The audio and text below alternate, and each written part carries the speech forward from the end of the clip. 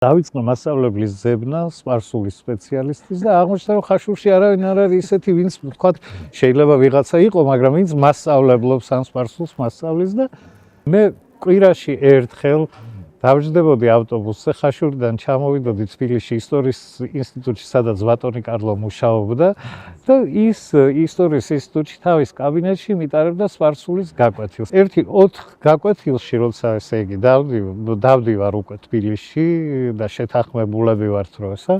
უცებ მეუბნება ბატონი კარლო რომელიც მაშინ ასაკში იყო და მე ახლა ვარ 12 წლის ბავშვი დაახლოებით ესე იგი და ის არის 70 წლის კაცი და მეუბნება ბიჭო ხაშურულად უქცევდა და ხაშურულისა და სპარსული ინტონაციის საინტერესო ნაზავი ჰქონდა საერთოდ უნიკალური კაცი იყო და მეუბნება ბიჭო მე და შენ ხო არ ძმაკაცები და უცებ რომ დაიბნევი ბავშვი და კი ვართ ბატონო კარლო ხო და აბა მე ძმაკაცისგან ფული როგორ უნდა ავიღო სინამდვილეში რა ხდება ბატონმა კარლომ გაიგო რომ მე არ ამყავს მშობლები და ის რომ თქვათ შეურაცხყოფა არ მოეყენებია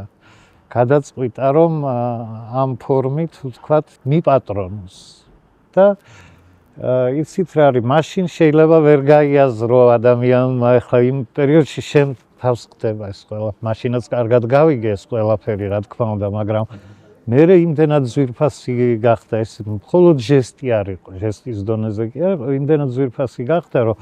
როდესაც უკვე მე დავიწყე კერძო მოსწავლეთან მეცადინეობა ყოველთვის მყავდა ყველა ჯგუფში ერთი ობოლი მაინც რომელსაც უფასოდ ვასწავლიდი და ამას ვაკეთებდი ბატონი კარლოს სულის საოხად ესეთი რაღაც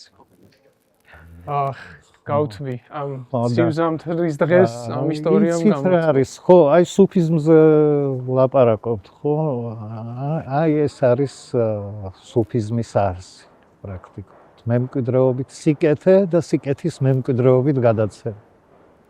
ოღონ უნდა იცოდე სად როგორ ვისთან განაირა. და ამას ჭირდება